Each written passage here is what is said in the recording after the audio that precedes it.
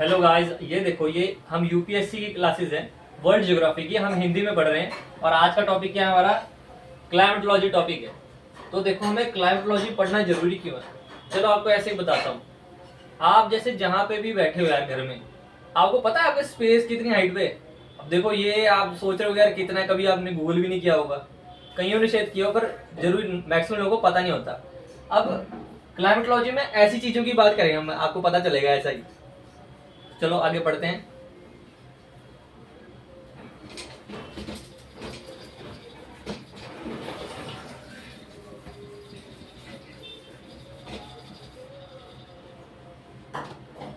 तो क्लाइमेटोलॉजी में ये वर्ड बना कैसे? क्लाइमेटोलॉजी मतलब क्लाइमेट। क्लाइमेट क्लाइमेट की स्टडी करें, क्लाइमेटोलॉजी। ठीक है। और अब ये सोचने की बात है भाई, क्लाइमेट का मतलब क्या है वर्ड का, है ना? दो टर्म होती है, एक तो होता है वेदर। ठीक है, वो आपने सुना होगा, न्यूज में आता है भाई ऐसा वेदर है, यहाँ गर्मी है इतना 23। अभी चलो सर्दियां शुरू हो गई हैं, आपको पता है नॉर्थ इंडिया में तो कैसा टेम्परेचर चल रहा होगा। तो एक तो टर्म है भाई वेदर, ठीक है, WEATHER वेदर, जो मौसम चलता है। एक होता है क्लाइमेट। तो भाई क्लाइमेट क्या होता है? जो वेदर होता है ना, वेदर मेनली आपका जो काउंट करते हैं ना, वेदर कितना टाइम के लिए होता है। वेदर होता है आपका, मतलब मान लो 28 से 30 डेज का ड्यूरेशन होता है वेदर का। 28 से 30 डेज के लिए इसे कर लेते हैं हम, काउंट करते हैं वेदर। पर जो क्लाइमेट होता है ना, किसी भी एरिया का क्लाइमेट होता है कम से कम 28 से 30 ईयर्स तक, इतना बड़ा ड्यूरेशन का होता है, और इसका एरिया भी ज्यादा होता है। जैसे मान लो अब इंडिया का है क्लाइमेट, कहीं पे कैसा कैसा क्लाइमेट है, कहीं पे सर्दियां हैं, जैसे जम्मू कश्मीर में कितनी सर्दियां होती हैं, वहाँ का वो क्लाइमेट है। और राजस्थान में कैसा क्लाइमेट है, आपको आइडिया लगा क्या कह रहा हूँ? मतलब क्लाइमेट हम पूरा, मतलब इंडिया का भी काउंट करते हैं क्लाइमेट कैसा चल रहा है, ये होता है क्लाइमेट। तो चलो अब आगे बढ़ते हैं। 28 से 30 ईयर्स है क्लाइमेट वाला, ठीक है ना, क्लाइमेट के लिए। और वेदर का 28 से 30 डेज।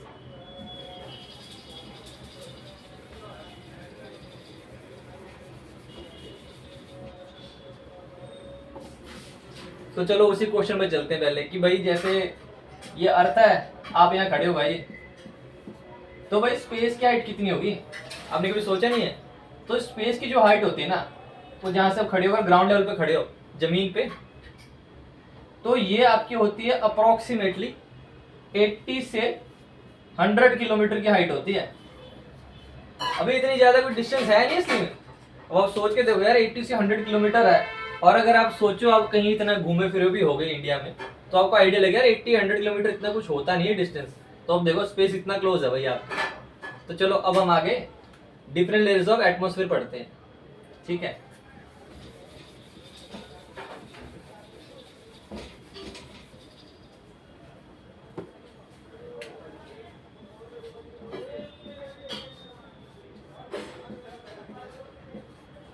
स्ट्रक्चर ऑफ एटमॉस्फेयर, ठीक है।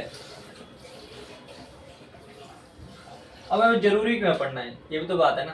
पेपर के लिए तो चलो जरूरी है ही है। होता क्या, हमने ना एटमॉस्फेयर को डिफरेंट लेयर्स में उसको स्टडी करते हैं, क्योंकि जो डिफरेंट लेयर्स है हम उनकी अलग अलग तरह की स्टडी करते हैं। जैसे कि स्ट्रेटोस्फेयर में ओजोन है, ठीक है ना।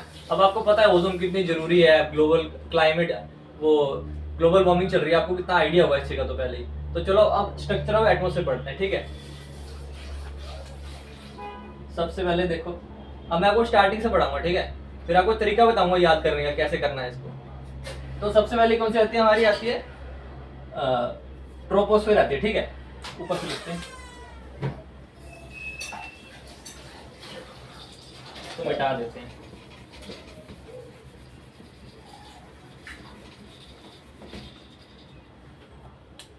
सबसे पहले आती है ट्रोपोस्फेयर, ठीक है, ट्रोपोस्फियर। ट्रोपोस्फियर, फिर आता है स्ट्रेटोस्फियर,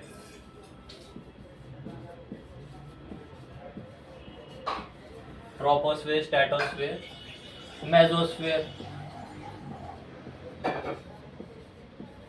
इनको डिटेल में पढ़ाने से पहले आपको मैं इनको याद करने का तरीका बताऊंगा, ताकि आपको याद तो रहेगा कि कौन सी लेयर की बात कर रहे हैं। वो बात है ना, ट्रोपोस्फेयर, स्ट्रेटोस्फेयर, मेसोस्फेयर, थर्मोस्फेयर।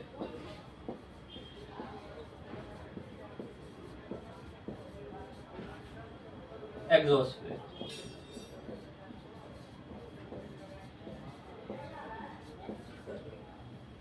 ठीक है, ये होगी हमारी लेयर होगी। डायग्राम देखूं?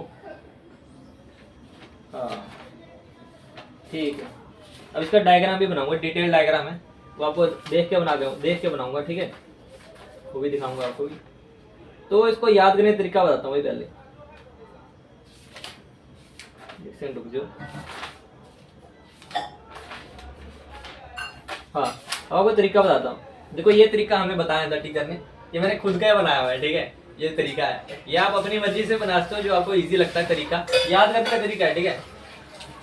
मैंने क्या बनाया था, ये नीचे से होता है, ठीक है, ये ग्राउंड लेवल है, उसके ऊपर ऐसे लेयर बढ़ती ही जाती है ऊपर ना, एग्जॉस्फेयर तक, ठीक है। तो मैंने याद कैसे किया, तेरी शादी में तेरी एक्स, ठीक है भाई, मैं तो ऐसे याद किया था भाई इसको, ठीक है, ट्रोपोस्फेयर, ठीक है, तेरी शादी में तेरी एक्स, भाई मैंने ऐसे याद किया। चलो अब आगे बढ़ते हैं, ठीक है। अब सारी लेयर्स के बारे में पढ़ेंगे डिटेल में।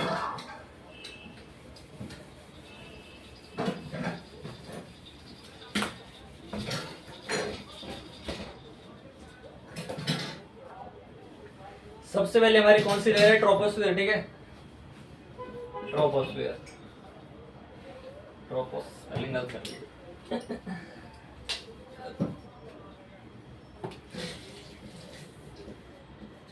ट्रोपोस्फेयर, तो गाइस देखो पहला क्या है, ट्रोपोस्फेयर है पहली लेयर हमारी। अब ट्रोपोस्फेयर होती क्या है, ये लोअर मोस्ट लेयर है, ठीक है, एटमॉस्फेयर की लोअर मोस्ट है, ठीक है। सारे वेदर फिनोमेना यही हो रहे हैं, जितने वेदर फिनोमेना हमारे, ठीक है, पूरा हमारा जो अर्थ के जितने भी बायोलॉजिकल जितने फिनोमेना है, जितने सब कुछ है, जो भी अर्थ का जितना सस्टेन करता है ना, जो भी मेनली जहाँ पे हमारे इन्वायरमेंट जितने भी एनिमल सब कुछ है, वो ट्रोपोस्फेयर के अंदर ही है, ठीक है। और क्या है, और ये जो है ना ट्रोपोस्फेयर, ये इक्वेटर पे थिकेस्ट होती है, ठीक है, इक्वेटर पे थिकेस्ट होती है, 18 किलोमीटर की हाइट होती है इसकी, 18 किलोमीटर की, और पोल्स पे इसकी हाइट होती है 8 किलोमीटर। ये मैं आगे एक डायग्राम बनाऊंगा, आपको थोड़ा अच्छे समझ आएगा उससे, ठीक है।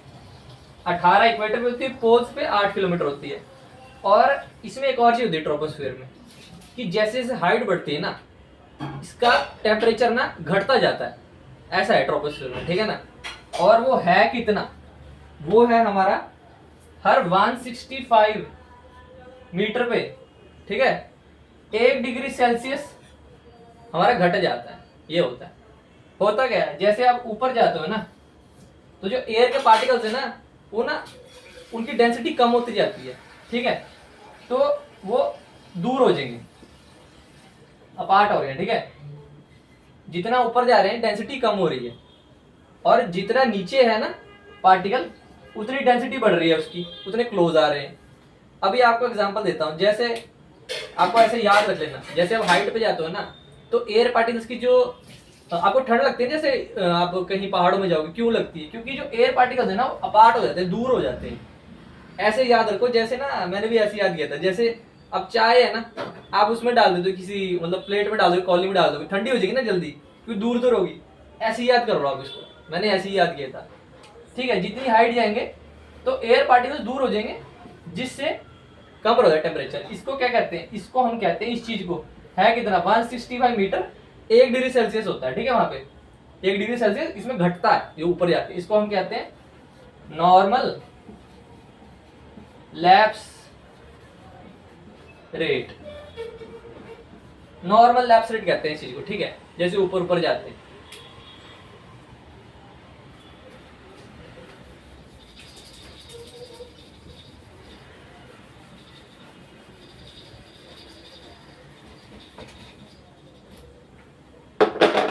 और ये जो लेयर है ना, जितना हमारा एटमॉस्फेयर है ना, जितनी लेयर है सारी, तो 75% तो भाई ट्रोपोस्फेयर ही है। 75 इतनी थिक है, सोचो 25% रहेगी ऊपर बस जितनी रहेगी है डिफरेंट लेयर जो है, तो 75% तो ट्रोपोस्फेयर है। 75% सोच रहे हो एटमॉस्फेयर कितनी ज्यादा थिक होगी।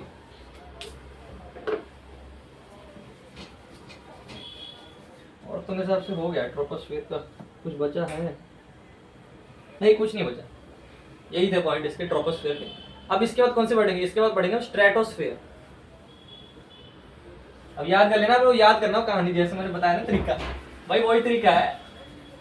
या तो अपने मर्जी से बना लो, आपको मेरा अच्छा नहीं लग रहा, ऐसा कुछ नहीं भाई, अपने हमें याद होना चाहिए, वो जरूरी चीज है, किसी और का थोड़ी है, पेपर तो आपने देना है ना।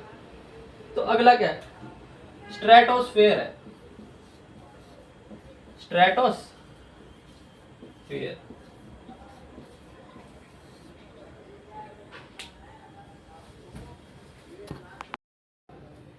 तो गाइस अभी देखो क्या है स्ट्रेटोस्फेयर।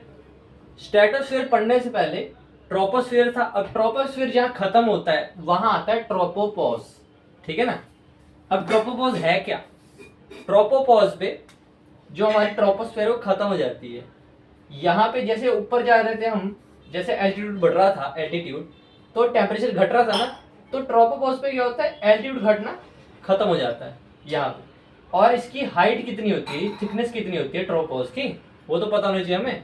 वो है कितना? वो है हमारा 16 से 18 किलोमीटर होता है ये हमारे पोल्स पे, ठीक है। इसकी जो हाइट, जो थिकनेस है इसकी, और ये होता है 18 से 20 किलोमीटर। 18 से 20 किलोमीटर ये हमारा होता है इक्वेटर के ऊपर इसकी थिकनेस, ठीक है। और क्या रह गया? बस इतना ही है। यहीं पे बस वो है कि जितनी वेदर फिनोमेना हमारी एक्टिविटीज है वो ट्रोपोस्फियर के अंदर ही होती है। ये एक तरह से पॉज कह देते हैं हम इसको, पॉज लग गया भाई जो ट्रोपोस्फियर की एक्टिविटीज को, तो एक तरह से पॉज है और कुछ नहीं है। अब इसके बाद कौन सा है? इसके बाद है हमारा स्ट्रेटोस्फियर। चलो स्ट्रेटोस्फियर पढ़ते हैं।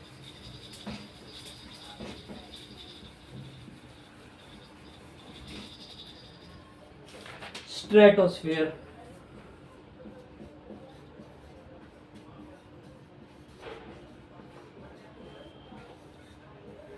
तो स्ट्रेटोस्फियर इंपॉर्टेंट क्यों हमारे लिए पढ़ना?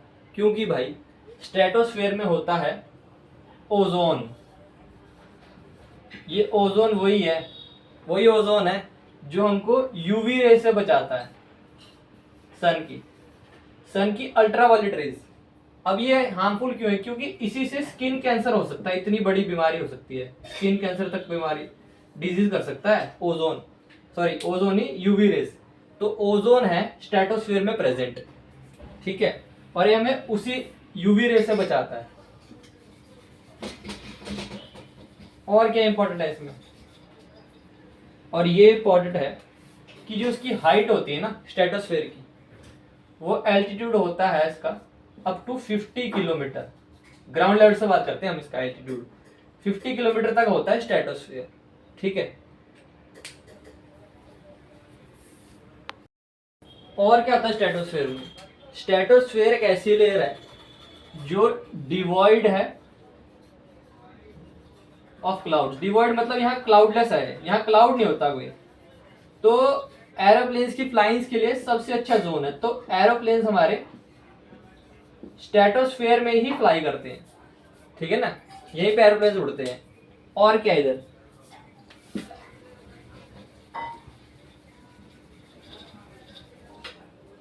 और हम इसको ओजोनोस्फीयर भी कहते हैं, ओजोनोस्फीयर। यहाँ पे क्या होता है? यहाँ पे ये होता है जो यूवी रेस से जो टेम्परेचर बढ़ता है ना यहाँ पे स्ट्रेटोस्फीयर में, वो यूवी रेस की वजह से बढ़ता है। जो यूवी रेस जब आती है ना यहाँ पे इस लेयर में स्ट्रेटोस्फीयर में, तो वो टेम्परेचर बढ़ता है, और कोई रीजन नहीं है। ओजोन के जो पार्टिकल्स है ना वो ही गर्म करते हैं इसलिए इस लेयर को। और क्या है यहाँ पे?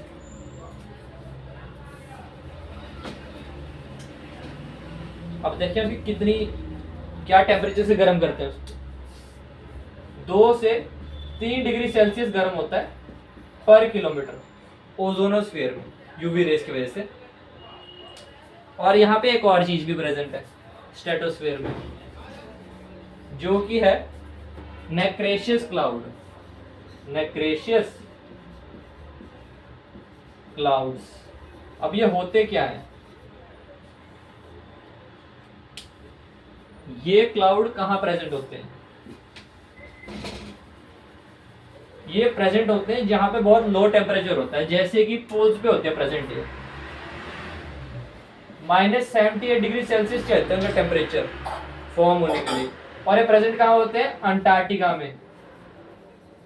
अब अंटार्कटिका है कौन सा पोल, भाई साउथ पोल है अंटार्कटिका, ठीक है।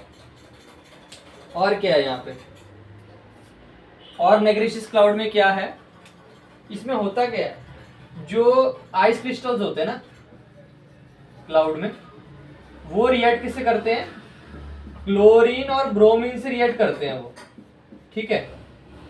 और जो क्लोरीन और ब्रोमीन ये आया कहां से, ये आया है हमारा, ये कहां से आया हमारा, ये आया है हमारा जो CFC रिलीज होता है ना एटमॉस्फेयर में, उससे। अब ये क्लोरोफ्लोरोकार्बन CFC होता क्या है, ये आ कहां से रहा है, वो भी तो होने की समझने की बात है, कहां से आ रहा है, ये आ रहा है हमारा रेफ्रिजरेटर्स, जिसे फ्रिज कहते थे हम घर में, और एरोसोल कैन से। अब एरोसोल कैन कौन से हैं, एरोसोल कैन्स ये आपके डिओड्रेंट्स हैं, जिनसे आप डिओड्रेंट करते हो ना, खुशबू के लिए करते हो, ये वही है, ये वहां से आ रहा है। तो अब हुआ क्या था, जो 1987 की मॉन्ट्रियल प्रोटोकॉल हुई थी, 1987 की मॉन्ट्रियल प्रोटोकॉल, जिसमें हमने CFC प्रोड्यूस करने वाले जितने प्रोडक्ट्स हैं, हमने उनको रोक दिए कि अब से वो प्रोड्यूस नहीं होंगे। तो हमने रोक दिया उस टाइम पे, लेकिन अभी भी इतनी CFC प्रेजेंट है हमारे एटमॉस्फेयर में, जिसको अपने आप डिसॉल्व होने में कम से कम 100 ईयर्स लग जाएंगे, ठीक है ना। चलो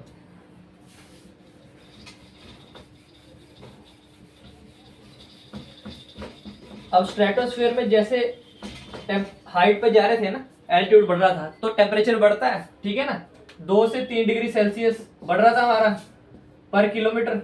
अब स्ट्रेटोस्फीयर कहाँ एंड होती है, स्ट्रेटोपॉज में। स्ट्रेटोपॉज जैसे ट्रोपोपॉज था, ऐसे स्ट्रेटोपॉज है, यहाँ पे रुक जाता है टेम्परेचर बढ़ना, और इसके बाद फिर से है क्या है, टेम्परेचर इन्वर्जन। अब टेम्परेचर इन्वर्जन क्या था, मैंने आपको पहले ही बताया था, टेम्परेचर इन्वर्जन मतलब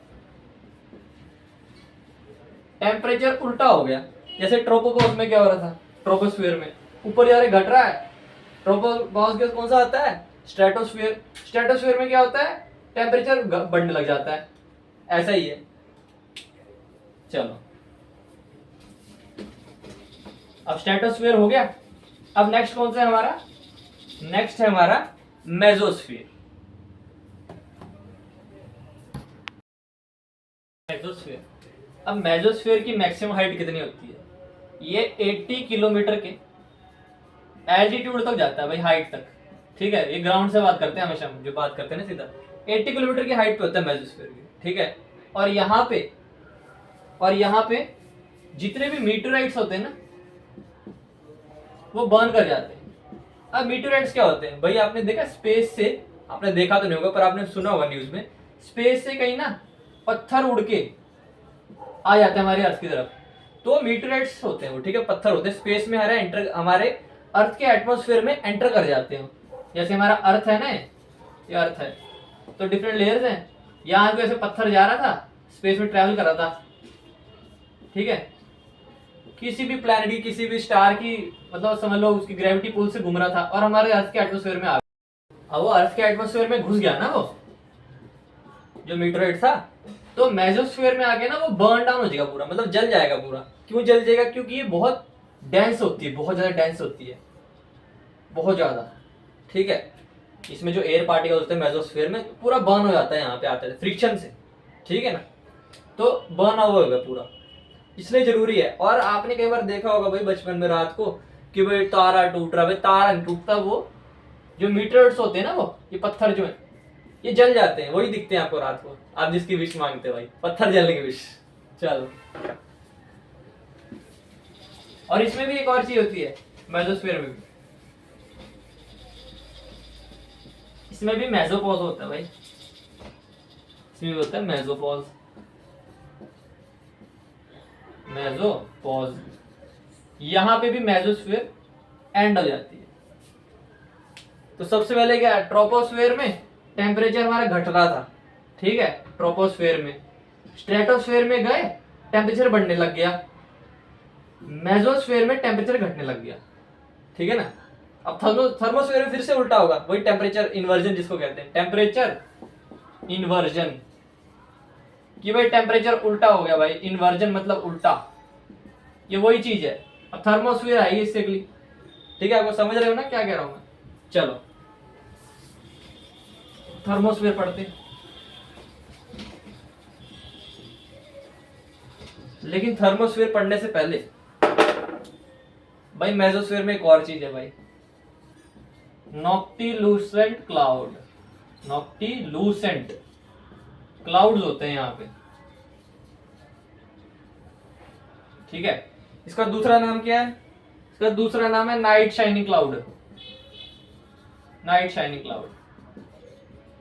यहाँ पे क्या होता है भाई, मीटरॉइड की जो डस्ट थी ना, मतलब जो बर्न हो गया मीटरॉइड, ठीक है, मीटर जो बर्न हो गया तो डस्ट रहेगी उसकी, उसकी डस्ट के चारों तरफ वाटर पार्टिकल्स है ना, वो फॉर्म हो जाते हैं, ठीक है। उससे क्या होता है, उससे भाई कहाँ थे हम, यहाँ थे कि भाई मीटियोराइट की जो डस्ट थी वो जुड़ी किससे, वाटर वेपर से, जिससे नॉक्टिलूसेंट क्लाउड फॉर्म होगी। अब कहोगे कि भाई ये वाटर कहां से आया, ये तो जरूरी है भाई, ये तो पता नहीं चाहिए। एटमॉस्फेयर में जो मीथेन थी ना, हमारे एटमॉस्फेयर की मिजोस्फेयर में जो मीथेन थी, मीथेन वो रिएक्ट करके वाटर प्रोड्यूस करती है, वो वाटर जुड़ा मीटियोर की डस्ट से, और ये क्लाउड हो गए हमारे फॉर्म। और इसकी हाइट कितनी होती है, 80 किलोमीटर का एल्टीट्यूड होता है, ठीक है, 80 किलोमीटर की हाइट होती है ग्राउंड से। ये हो गया हमारा नॉक्टिलूसेंट क्लाउड। ये होते कहाँ है, मेसोस्फीयर में। अगर आप भूल गए टॉपिक से तो भाई दोबारा बताएं, मेसोस्फीयर में होते हैं, ठीक है।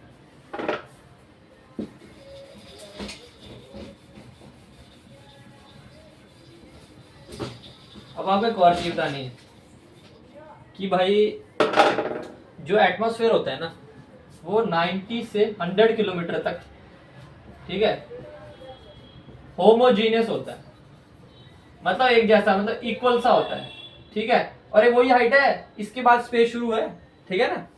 तो यहां तक होमोजीनियस है। और अब इसमें मैं आपको क्वांटिटी वो लिख देता हूँ, जिसमें डिटेल डेटा लिख देता हूँ कि कितनी कौन सी गैस कितनी क्वांटिटी में होती है हमारे एटमॉस्फेयर में, ठीक है। तो जो हमारा नाइट्रोजन है, ठीक है, नाइट्रोजन होता है हमारा, नाइट्रोजन 78%, ठीक है। ऑक्सीजन होता है हमारा 20.99%, ठीक है। आर्गन, आर्गन, ये सारी गैसेज है हमारी, ठीक है ना। आर्गन होता है हमारा 0.9%, 93। और हमारा CO2 होता है, मतलब कार्बन डाइऑक्साइड, तो कार्बन डाइऑक्साइड लिख देता हूं, कार्बन डाइऑक्साइड ये होता है 0.03%। और हमारा जो बाकी गैसेज है अलग, अदर गैसेज, जो अदर गैसेज है वो है 0.04%। ये डेटा को पता होना चाहिए, कई बार क्वेश्चन आ जाते हैं, किसी भी पेपर में आ सकते हैं, यूपीएससी तो और पेपर में आ ही जाते हैं। आपको ये डेटा याद होना चाहिए वाला ना, ये बेसिक है। और इसके बाद मान लो स्पेस शुरू ही है असली में, तो सोच रहे हो कितना हुआ है, मेसोस्फीयर है, मेसोस्फीयर के बाद स्पेस ही शुरू है असली में। और आप सोचते हैं कि भाई स्पेस नहीं शुरू, स्पेस पता नहीं एक्सोस्फीयर के बाद होता होगा, नहीं भाई, मेसोस्फीयर के बाद ही स्पेस शुरू होता है असली में। अब देखो, मेसोस्फीयर के बाद ही स्पेस शुरू है।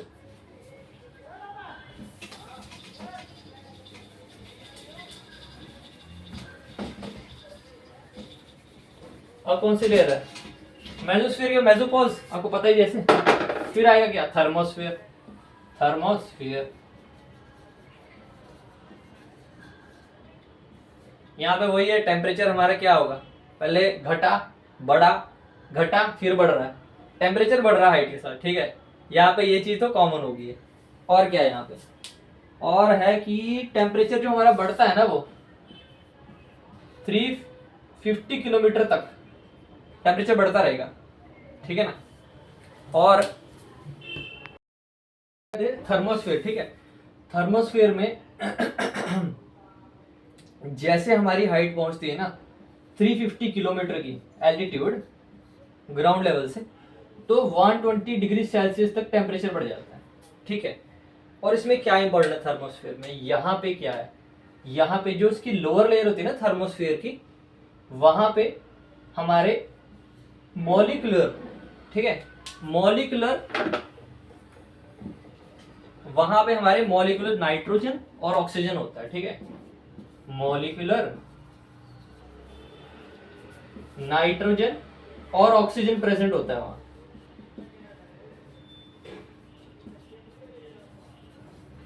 और जो अपर पार्ट होता है ना इसका थर्मोस्फेयर में, वहां पे एटमाइज्ड, एटम में आपका नाइट्रोजन और ऑक्सीजन प्रेजेंट होता है। अब ये इंपॉर्टेंट क्यों है, क्योंकि आपको बताता हूं इंपॉर्टेंट, इसकी इंपॉर्टेंस क्या है। जैसे जो हमारा अर्थ है ना, ये हमारा अर्थ है, ठीक है, तो इसकी इलेक्ट्रोमैग्नेटिक फील्ड आती है हमारे। अब आपको ये कहां से आई, ये हम आपको आगे बताएंगे, जो आगे ज्योग्राफी पढ़ेंगे मैं आपको एक्सप्लेन करूंगा कहां से बन रही है ये, ठीक है, इसके बारे में बताऊंगा। तो यहाँ हमारा सन है, तो सन से इलेक्ट्रोमैग्नेटिक जो है ना, सन से सन से चार्ज पार्टिकल निकलते हैं, ठीक है, चार्ज पार्टिकल निकल के आते हैं, चारों तरफ निकलते हैं इसके, तो हमारे अर्थ की तरफ भी आते हैं। तो चार्ज पार्टिकल्स आते हैं, वो है क्या, वो इलेक्ट्रॉन और प्रोटॉन होते हैं, ठीक है, इलेक्ट्रॉन और प्रोटॉन होते हैं, वो हमारे अर्थ की तरफ आते हैं। तो जो हमारी अर्थ की मैग्नेटिक फील्ड है हमें प्रोटेक्ट करती है, हमारे अर्थ को ना। अब प्रोटेक्ट करना है क्यों है, क्योंकि अगर ये हमारे अर्थ में एंटर कर गए तो जितनी भी हमारे वो इलेक्ट्रिकल इक्विपमेंट्स है ना, हमारे सैटेलाइट से जितने भी चीजें हैं, इनको डिस्टर्ब कर देंगे, मतलब खराब कर देंगे, इतने खतरनाक होते हैं। पर जो हमारे नॉर्थ पोल और साउथ पोल है ना, यहाँ देख रहे हो गैप है, यहां से अंदर एंटर कर जाते हैं, ठीक है। अब यहां से एंटर करके तो होता क्या है, यहां एंटर करने के बाद ये ना रिएक्ट कर जाते हैं, किससे रिएक्ट करते हैं, हमारे नाइट्रोजन और ऑक्सीजन से, जो थर्मोस्फेयर में प्रेजेंट थी। ये इलेक्ट्रॉन और प्रोटॉन चार्ज पार्टिकल उनसे रिएक्ट करें तो अरोरा क्रिएट होता है, अरोरा, AURORA, अरोरा क्रिएट होता है। अब वो होता क्या है, नॉर्थ पोल और साउथ पोल पे कुछ लाइटें प्रोड्यूस होती है, लाइट्स बड़ी अच्छी सुंदर होती है देखने में, ब्लू रेड कलर की, वो प्रोड्यूस हो जाती हैं, ब्लू लाइट, रेड लाइट, ठीक है, पर्पल, ग्रीन, ऐसे ऐसे कलर होते हैं इनके, तो वहां ये प्रोड्यूस हो जाती है। अब ये कौन सा कलर किस पे आता है, ये आपको खुद आप सर्च करो गूगल पे, आप देखो, आप फोटोज भी देखना कैसी है अरोरा की, तो आपको समझ आएगा।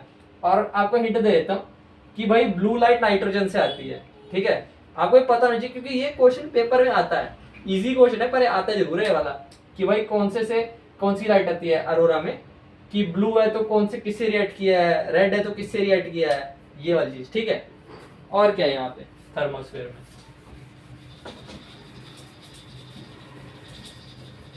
थर्मोस्फेयर में एक और चीज होती है,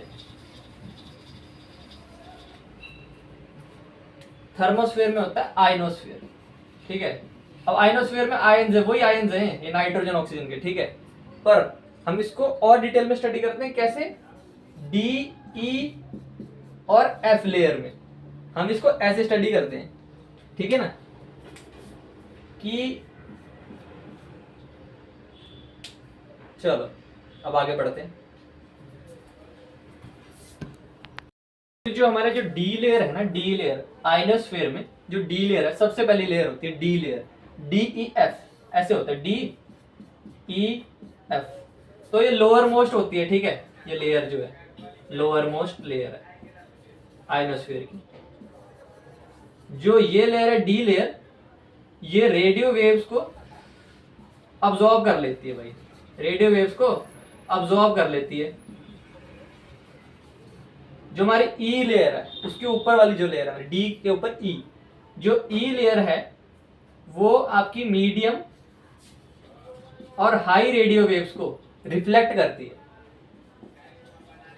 हाई रेडियो वेव्स को रिफ्लेक्ट कर देती है। अभी रिफ्लेक्शन ही तो चाहिए हमको जिससे हमारे कम्युनिकेशन होगा ना। रिफ्लेक्ट, नीचे सिग्नल जाएगा टावर से, ऊपर रिफ्लेक्ट होगा आएगा दूसरे टावर पे, ठीक है ना। ये टावर ऐसे बना हुआ, दो टावर, जब सिग्नल गया रिफ्लेक्ट हुआ थर्मोस्फेयर में, फिर वापस आएगा। ये जरूरी है, रिफ्लेक्ट तो होना चाहिए ना, तभी तो कम्युनिकेशन होगी हमारी। तो ये मीडियम और हाई रेडियो वेव्स को रिफ्लेक्ट करता है। अब इनकी हाइट कितनी होती है? जो डी लेयर है 60 से 90 किलोमीटर की हाइट का होता है, ठीक है। एल्टीट्यूड की बात हो रही है, ये 100 पे होता है। जो एफ है वो अप टू 150 होता है, मतलब 100 से 150 मान लो, ठीक है। तो 150 तक होता है, 150 मतलब 100 से 150, ये इसकी हाइट है। अब एफ को F1 और F2 में स्टडी करते हैं, उधर डिटेल जाने की लोड नहीं, बस हमें इतना पता चाहिए F और F1 में होता है, F1 और F2 में स्टडी करते हैं इसको। और ये भी इंपॉर्टेंट है हमारी रेडियो ट्रांसमिशन के लिए, ठीक है। रेडियो जो हमारा रिफ्लेक्शन और ट्रांसमिशन के लिए, उसके लिए भी ये रेडियो वेव्स के लिए ये इंपॉर्टेंट है हमारा। तो हमारा आयनोस्फीयर हो गया। तो चलो अब आगे बढ़ते हैं।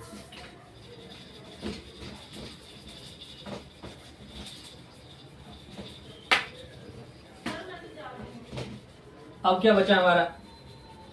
अब आयनोस्फीयर के बाद क्या होगा भाई? थर्मोस्फीयर के बाद अब सीधा आता है हमारा एग्जोस्फीयर। ये आखिरी लेयर है हमारी अर्थ के एटमॉस्फेयर की, ठीक है, एग्जोस्फीयर।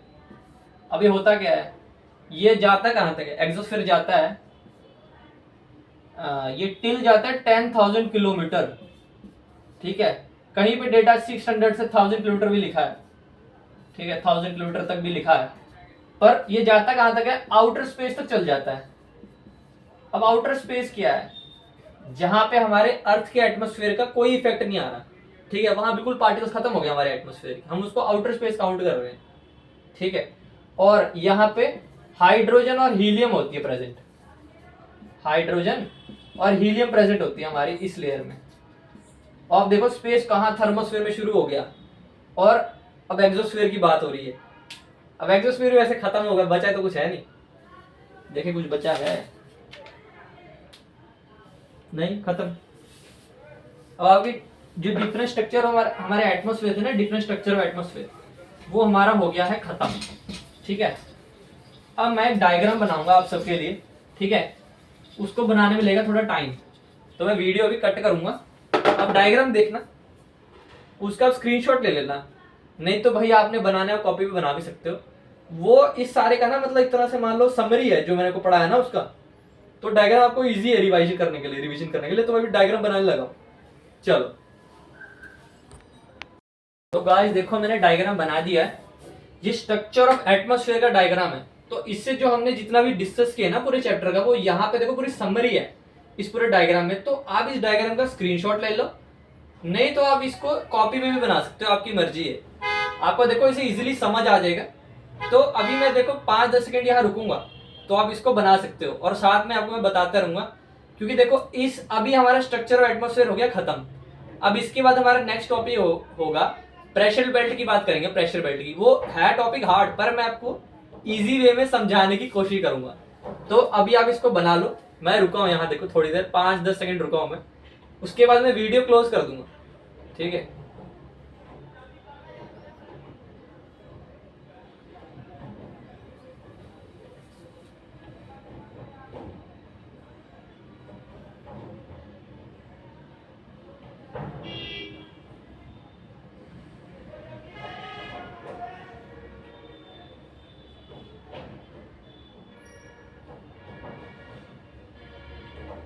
चलो गाइज नेक्स्ट वीडियो में मिलते हैं, ठीक है। और नेक्स्ट वीडियो में हमारा टॉपिक क्या होगा? हमारा होगा प्रेशर बेल्ट। चलो बाय।